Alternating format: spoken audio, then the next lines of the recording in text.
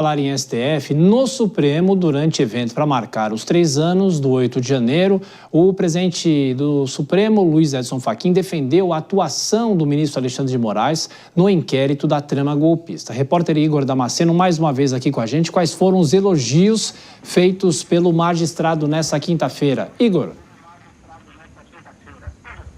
Tiago, segundo o presidente aqui da Corte, ministro Edson Fachin, o relator da ação penal da trama golpista, ministro Alexandre de Moraes, fez grandes renúncias, inclusive renúncias pessoais e familiares, para fazer valer a justiça, parafraseando a fala do ministro Edson Fachin. A fala dele foi durante uma solenidade aqui no Supremo Tribunal Federal, essa solenidade também fazendo alusão aos ataques antidemocráticos de 8 de janeiro de 2023. O entendimento daqui da Suprema Corte é que o ministro Alexandre de Moraes tem sido fortemente criticado por condenar os envolvidos nos ataques. Ele tem sido criticado nas redes sociais, muitas pessoas o chamando de uma pessoa mais autoritária, acusando Alexandre de Moraes de autoritarismo, e os políticos também têm acusado o ministro Alexandre de Moraes de extrapolar, fazer abuso de poder ao, segundo os políticos, pesar a mão na hora da pena, na hora de trazer ali a sentença aos condenados. Então, o ministro Edson Fachin, sabendo dessas fortes críticas ao ministro Alexandre de Moraes, durante discurso, defendeu o colega aqui na Suprema Corte. Vamos ouvir. Há quem confunda e tome firmeza por jactância. E o ministro Alexandre de Moraes colocou-se firme por dever de ofício nesta missão, com sacrifícios pessoais e familiares que não me cabe aqui inventariar, e esteve onde precisava estar, não por bravata, mas porque era seu ofício, aquele mesmo que nós todos deste tribunal, ao aqui ingressarmos, juramos exercer com a vida, se preciso for, na impermanência de nossos cargos.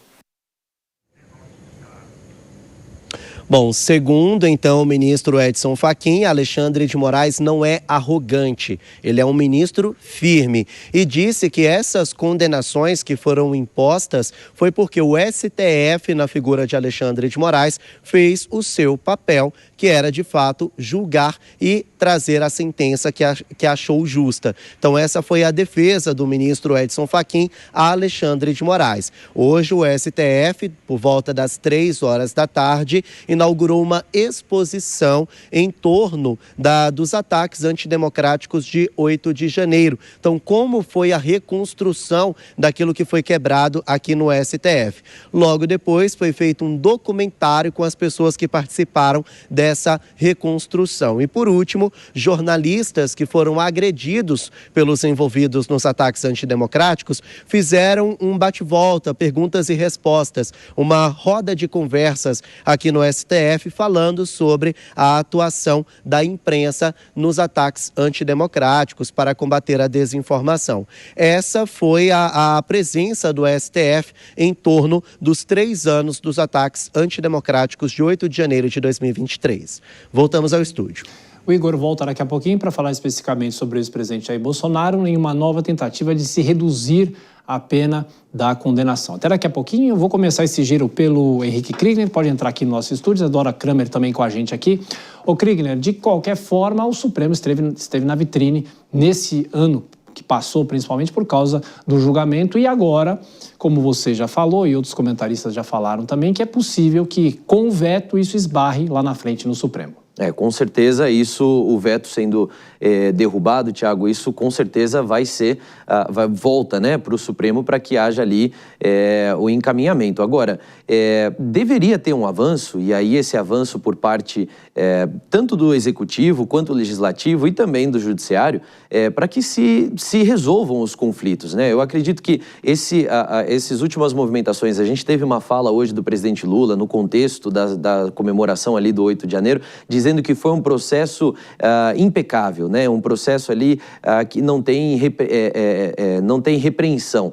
o que não é a opinião de muitos juristas. Ou seja, o que eu estou querendo dizer aqui é, quanto mais lenha política se coloca nessa fogueira, ao invés de se colocar de fato conteúdo jurídico, técnico, mais se alimenta a narrativa, ou mais se alimenta a dúvida que paira sobre o país a respeito da politização dessas decisões e de quão verídicas elas são mesmo e quão precisas elas são, né? Então, seria o momento de mudar um pouco essa narrativa.